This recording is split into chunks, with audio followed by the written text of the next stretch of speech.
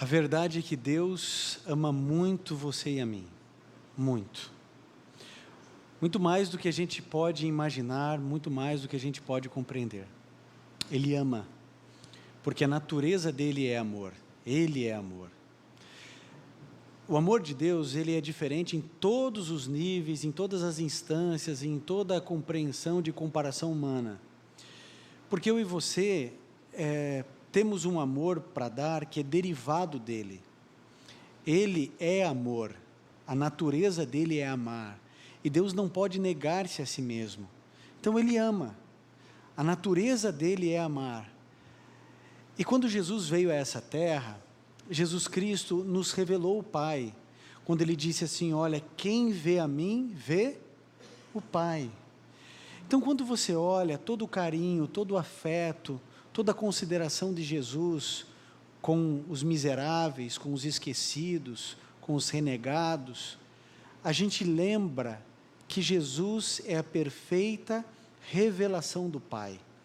A natureza, embora manchada pelo pecado, revela quem de fato é Deus. Apesar do pecado, ainda quando estamos no meio da natureza, a gente vê as digitais de Deus. A Bíblia é uma revelação de Deus, mas a suprema revelação do Pai é o próprio Filho, é Jesus. De maneira que Jesus tocava os intocáveis, amava aqueles que ninguém amava, se aproximava daqueles que todos queriam distância. Jesus, ele disse assim: olha, eu não vim aqui para buscar os santos, os justos, eu vim buscar os pecadores. Imagine, Jesus foi acusado de andar com pecadores, logo essa, a maior virtude de Cristo, amar aqueles que ninguém tinha consideração e valor. Então quando Jesus Cristo veio a essa terra, ele veio reivindicar o caráter de Deus, o caráter de Deus. Isso é uma coisa importante para a gente saber. Quando o pecado entrou no universo, quando Lúcifer se transformou em Satanás, ele acusou Deus diante de todo o universo. E ele quer que eu e você pensemos que Jesus, Deus e Espírito Santo, que a Trindade, ela ou não existe, ou que eles são maus, que eles não são quem eles afirmam ser. Há um trabalho nas forças espirituais do mal, para que a minha compreensão a respeito de Deus seja deturpada. Eu me lembro de, em algum momento na internet, me deparar com uma charge, e nessa charge, era Jesus à porta, certo? Pense assim, Jesus numa porta, lembra, já viu essa figura, né? Jesus assim, uma porta, batendo no coração. E nessa charge, é só a figura de Jesus assim, ó. E aí então, como se fosse um diálogo entre Jesus e a pessoa que está dentro da casa. E Jesus fala assim, ele bate, né, assim, toque, toque. Aí lá dentro da casa diz: quem é? Aí aqui fora Jesus fala: Jesus. E o que você quer? Assim, eu quero entrar. Para que você quer entrar? Para te salvar. Assim, me salvar do quê? Daquilo que eu vou fazer com você se você não abrir essa porta. Abre logo. A ideia que se quer passar é de um Deus torturador, que usa de artifícios ruins para conquistar-nos. Por exemplo, eu já vi um argumento de alguém que dizendo assim, ó, é como se Deus colocasse uma arma na tua cabeça dizendo: ou me ame e me obedeça, ou eu te mato para sempre. A ideia que se quer passar é de que Deus não é quem ele afirma ser. Amor, um Deus onibenevolente, um Deus misericordioso, um Deus perdoador, um Deus que abraça, um Deus que acolhe, um Deus que não quer castigar, um Deus que quer perdoar, um Deus que quer dar 10.000 chances para você a cada segundo na sua vida. Então há um conflito. E um dos temas que é muito polêmico é a questão do inferno.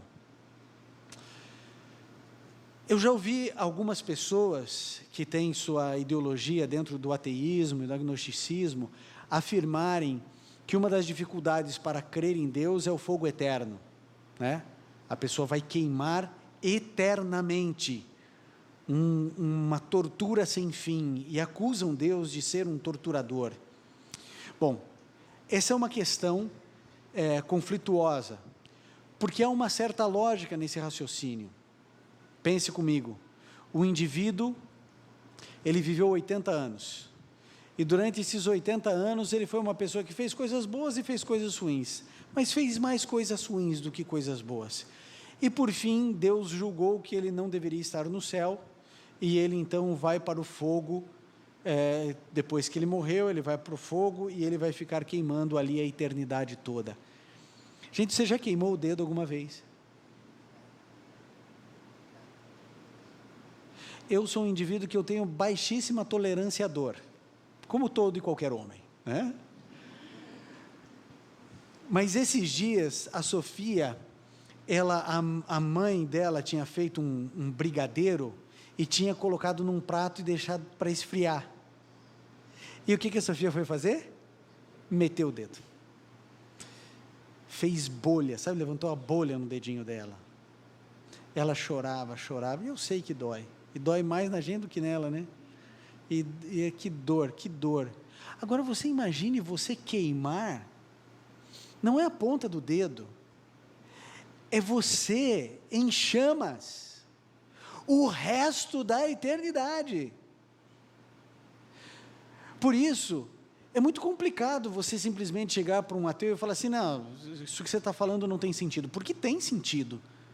Que Deus é esse, que um filho dele desobedece por 80 anos e agora você vai queimar eternamente pela eternidade. Se você não tem ideia do que é eternidade, uma vez eu li uma ilustração que é assim, a eternidade, para você ter uma ideia do que é, pense em um passarinho que sai lá do Rio de Janeiro, lá da Barra da Tijuca, ok? Sai lá do Rio de Janeiro, e ele vai voando, ele voa, e vai lá para o Everest. Chega lá no Everest, ele pega o biquinho dele assim, ó, dá uma raspadinha lá em cima, lá no topo, aí ele volta. Aí um ano depois, ele pega e faz o mesmo trajeto, ele pega e vem e dá uma raspadinha assim no bico. Quando o Everest acabar, terá passado 1 segundo da eternidade. Ok? Eternidade, gente, não tem fim. Como harmonizar um inferno eterno com um Deus de amor? Abra sua Bíblia, e a gente vai entender esse assunto na Bíblia. Romanos, no capítulo 6, no verso 23. Romanos, Novo Testamento, né? 6, 23. Romanos 6, 23.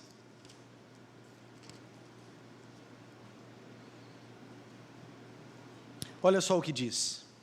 Romanos 6, 23 diz: pois o salário do pecado é a morte, mas o dom gratuito de Deus, ou seja, não tem preço, não tem valor, não adianta devolver dízimo, não adianta você entregar um carro na igreja, nunca você vai alcançar a favor de Deus, porque a nossa dívida de pecado era tão grande que nem o PIB do planeta resolveria a dívida de um único ser humano. Era tão grave a nossa falta, o pecado é tão ofensivo a Deus, a nossa dívida era tão grande que se não fosse de graça, ninguém poderia pagar. Você entende isso? Por isso que a salvação é gratuita. Aqui diz que o salário do pecado é a morte, mas o dom gratuito de Deus é a vida eterna em Cristo Jesus nosso Senhor. Então tá bom, o salário do pecado, a paga do pecado é o quê? É o quê? Morte. A Bíblia não diz que o salário do pecado é o sofrimento eterno. Ela diz que o salário do pecado é a morte. E agora eu vou começar a reconstruir o seu conceito a respeito de inferno pela Bíblia. Pela Bíblia. Perceba que a Bíblia declara que o homem que peca, ele morre. A Bíblia não declara que o castigo do homem é ficar queimando eternamente. E a gente vai avançando em alguns textos, porque eu sei que você já está pensando, mas tem um texto aqui, um texto ali, e eu quero mostrar esses textos também, que às vezes são mal interpretados e que criam doutrinas que não estão na Bíblia. O próximo texto, eu gostaria que você abrisse no Salmo 37, no verso 20.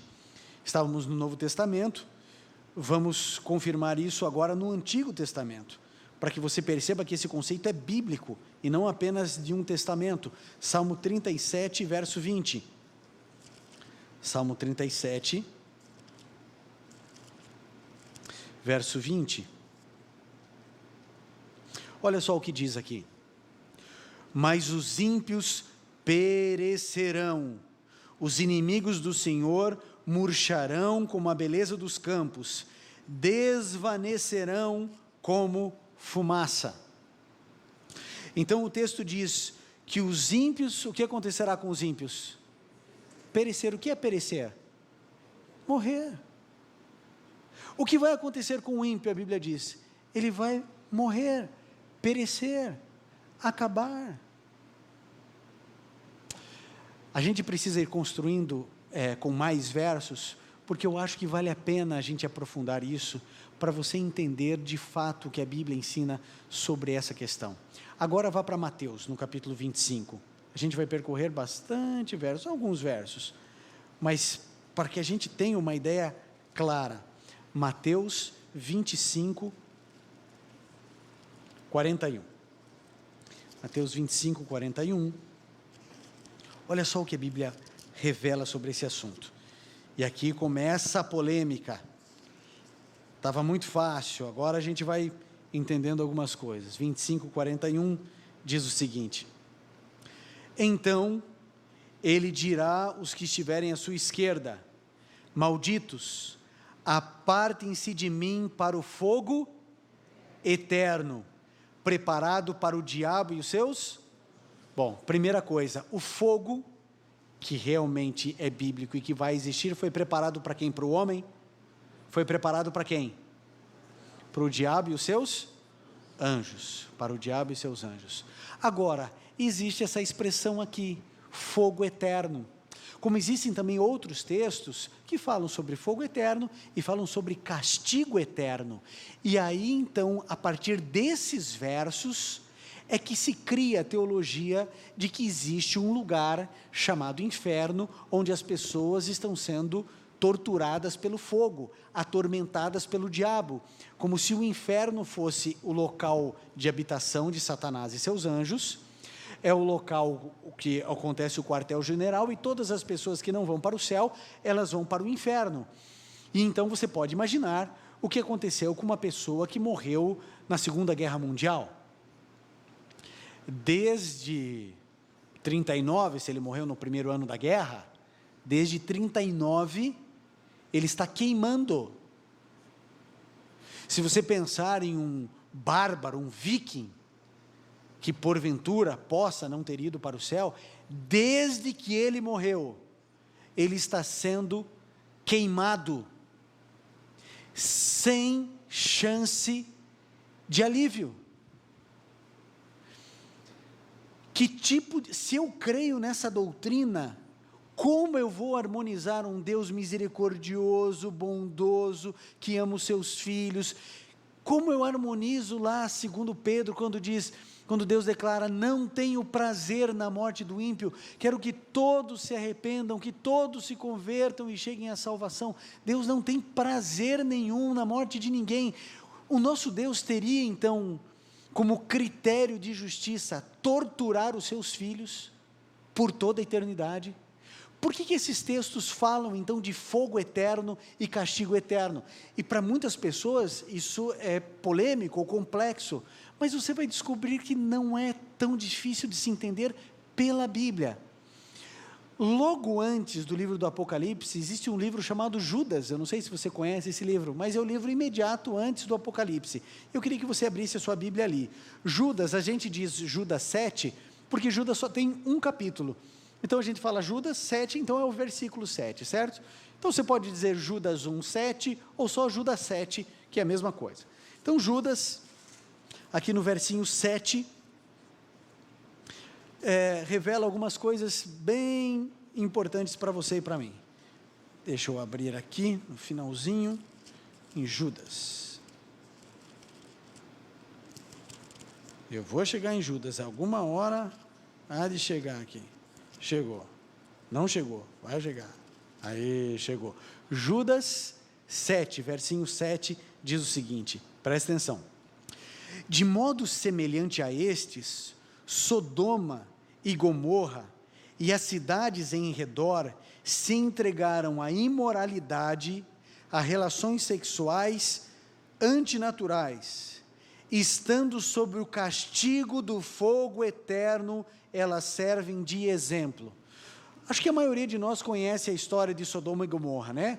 Duas cidades pervertidas, imorais. Ló estava ali dentro, que era sobrinho de Abraão, e aí então Deus revela para Abraão: olha, eu vou destruir Sodoma e Gomorra, e eu vou descer fogo do céu, e vai destruir tudo ali. E aí Abraão diz assim: mas Senhor, e se porventura existirem ali 50 justos, o Senhor vai destruir a cidade junto com os 50? Não, se tiverem 50 justos ali, eu não destruo a cidade por amor aos 50. Mas Senhor, e se porventura existirem 40? Não, se tiverem 40, por amor aos 40 eu não vou destruir. Senhor, não se acenda a tua ira sobre mim, mas e se tiver 20? E assim ele foi descendo, por quê? Porque ele queria salvar Ló. E aí Deus diz assim: tudo bem, eu vou tirar Ló e a família dele, mas eu vou destruir. E Deus mandou fogo do céu e destruiu Sodoma e Gomorra. E você percebeu que aqui em Judas diz, fala exatamente isso, falando de que estando sob o castigo do fogo eterno? Ora, Sodoma e Gomorra estão queimando até hoje? Não. Então, querido, a questão é que o fogo eterno é um fogo com consequências eternas, e não que é um fogo que continua queimando sem fim.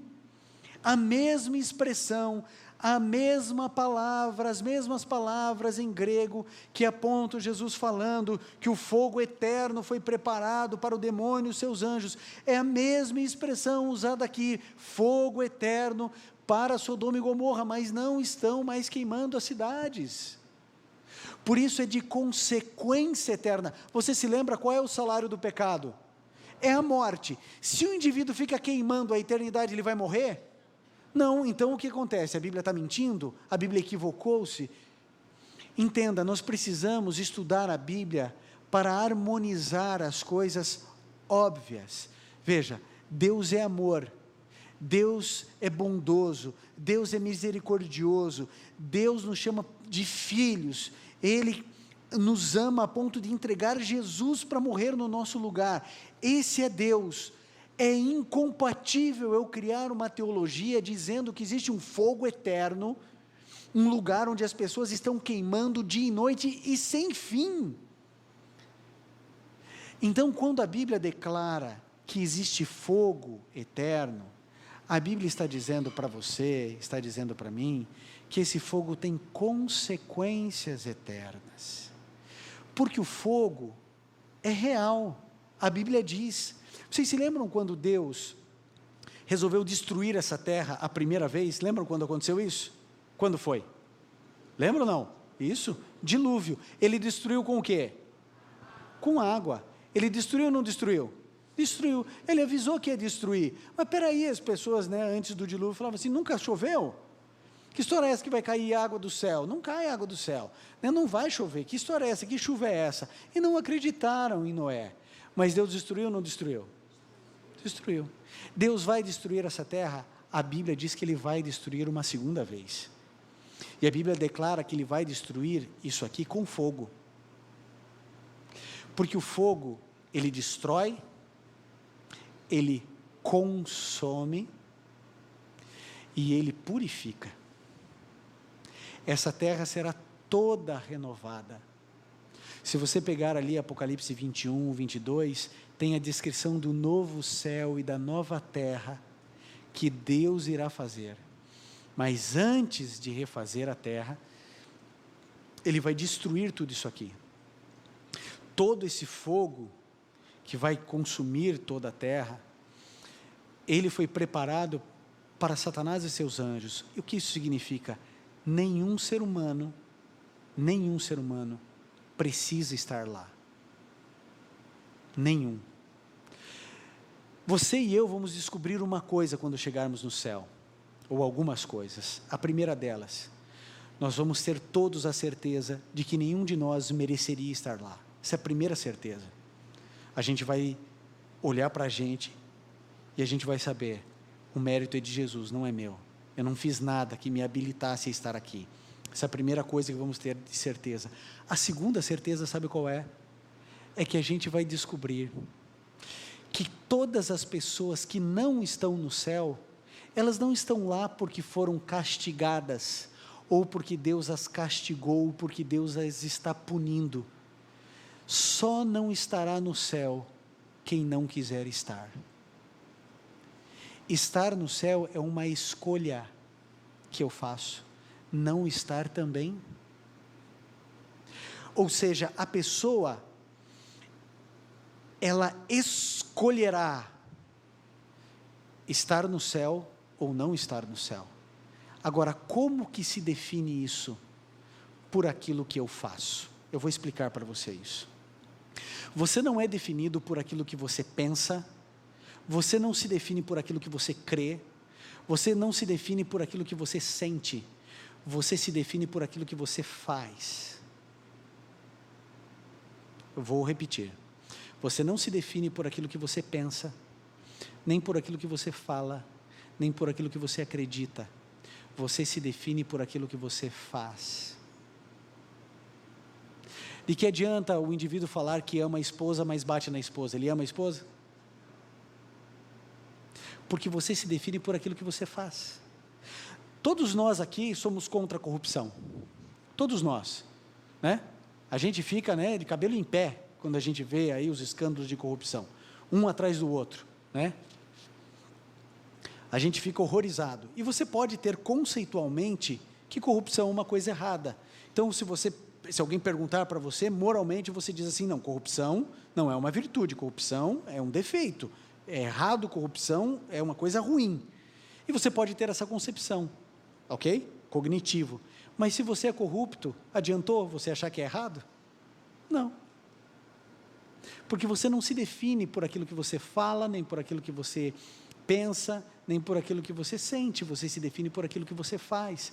Então, como que eu defino a minha salvação? Não, eu escolho Jesus na minha vida, para que Ele tome conta de mim. É isso que acontece. Eu quero que você leia comigo mais um verso da Bíblia, agora o último livro da Bíblia, Apocalipse 21:4. Apocalipse 21:4. É o último livro da Bíblia, o penúltimo capítulo, Apocalipse 21, verso 4. Olha só o que diz, falando a respeito de Deus, Apocalipse 21, 4 diz: Ele enxugará dos seus olhos toda lágrima, e não haverá mais morte, nem tristeza, nem choro, nem dor, pois a antiga ordem já passou. Haverá um dia, amigo, em que não haverá mais morte, nem pranto, nem clamor, nem dor. Se existisse um fogo eterno acontecendo, esse verso seria uma grande mentira, uma promessa vazia. Eu vou além, eu vou dizer uma coisa para você, vou abrir meu coração. Quando eu comecei a estudar esse tema de inferno, e eu comecei a buscar na Bíblia, Senhor, me mostre o que é, porque eu não sei. Eu disse uma coisa no meu coração para Deus antes de estudar. Eu falei assim, Senhor, eu vou estudar, mas eu tenho medo do que eu vou encontrar aqui dentro. Porque se esse livro falar que existe um lugar onde as pessoas estão queimando desde o dia em que morreram, ou eu não vou mais acreditar nesse livro, ou eu não quero mais o Senhor como meu Deus. Porque eu não quero e eu não vou servir a um Deus torturador. Eu não vou, imagine, se eu que sou um miserável de um pecador, sujo, podre, se o meu coração aperta em pensar isso, de alguém mesmo que eu não conheça, sendo torturado a eternidade num fogo, porque durante 80 anos ele foi um devasso, então me desculpe, mas eu vou querer a mesma sorte que ele, porque eu não vou servir um Deus assim. E à medida em que eu ia estudando a Bíblia, o meu coração foi se acalmando, porque a Bíblia não ensina a teologia do medo, como eu vejo pregadores em muitos ambientes dizendo: você precisa se converter porque existe um fogo, você precisa se converter porque o inferno é tortura. Essa teologia do medo não é bíblica. Deus nos constrange pelo seu amor, e não por te ameaçar de tortura. Ele não está com uma arma na sua cabeça dizendo: me ame ou eu te mato. Deus está dizendo assim: meu filho, o salário do pecado é a morte, você vai morrer para sempre, e eu não quero que você morra, só que eu não posso levar você para o céu desse jeito, porque você vai contaminar tudo aqui. Você precisa de uma transformação, de uma conversão, e você não consegue fazer isso por você. Então eu amo tanto você que eu entrego meu filho para morrer por você. Isso é amor, é teologia do amor, não é teologia do medo. Eu sei que muitos de vocês, ou alguns de vocês aqui pelo menos, cresceram ouvindo falar do inferno como um lugar querido. O inferno é um evento, é um momento de destruição. E você sabe o que o livro de Isaías diz sobre esse momento? A Bíblia chama esse momento onde Deus vai destruir tudo com fogo de o ato estranho de Deus, porque é contrária à sua natureza. A destruição, Deus sempre cria, Deus é Deus criador e não destruidor. Como você acha que Deus se sentiu no dilúvio? Mas Ele fez isso para preservar a raça humana, porque o índice de violência, de maldade, de imoralidade havia se extrapolado. Nós estamos vivendo um processo de sodomização desse mundo. Cada dia mais a vida perde o seu valor. As pessoas matam umas às outras, filmam assassinatos dentro de cadeias de prisões, torturas em homens e mulheres. Vocês sabem do que eu estou dizendo? Nós vivemos um processo onde nos aproximamos do mundo que acontecia antes do dilúvio e que acontecia dentro dessas duas cidades, Sodoma e Gomorra. E Deus tem o seu limite. Deus disse lá no livro de Jó, para as ondas, Ele disse: até mesmo as orgulhosas ondas, Deus declara: até que virás e não passarás. Deus impõe limite à maldade. E vai chegar um momento onde Deus colocará fim em tudo isso. E Ele colocará fim com fogo, com dor na alma e no coração. Mas Ele precisa colocar um fim em toda a maldade que eu e você vemos. Nós estamos vivendo um tempo de graça, de oportunidade de arrependimento, para que eu e você nos convertamos, para que a gente abandone a maldade nas suas mais diferentes vertentes. A gente precisa se arrepender. E hoje Jesus faz um convite para você. Sabe por quê? Porque Deus, mais do que nunca, não está em silêncio. Ele está clamando, gritando aos quatro ventos: meu filho, por favor, se converta, porque estamos vivendo os últimos segundos da história da humanidade. E assim como quando Jesus Cristo veio, não acreditaram que era o Messias, assim como a população do mundo não acreditou em Noé, hoje o mundo não acredita na volta de Jesus. Mas para espanto dos incrédulos, Jesus Cristo voltará a essa terra. E Ele virá para te salvar. Mas Ele também virá para destruir, para pôr um fim em toda a maldade e injustiça que eu e você vemos. Eu espero que você entenda: o fogo é real, a Bíblia diz que ele é literal, vai queimar, mas terá fim, e cada um pagará proporcionalmente ao que fez, porque o nome disso é justiça, e Deus é o Senhor, justiça nossa. Ele continua amando até mesmo aqueles que se perderem. Até mesmo os que se perderem. Por isso a Bíblia declara: é o ato estranho de Deus. Querido, que essa mensagem possa trazer para você alívio. Que essa mensagem possa reivindicar o caráter de Deus diante da tua vida. E que você perceba: Deus não é um torturador eterno.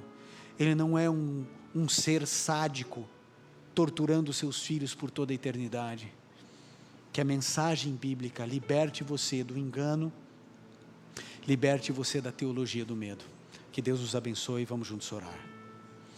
Querido Pai, nos ajude a compreendermos as verdades da Tua Palavra, que elas sejam simples e claras para todos nós, e que possamos nos aprofundar nesse conhecimento cada dia mais, em nome de Jesus, amém.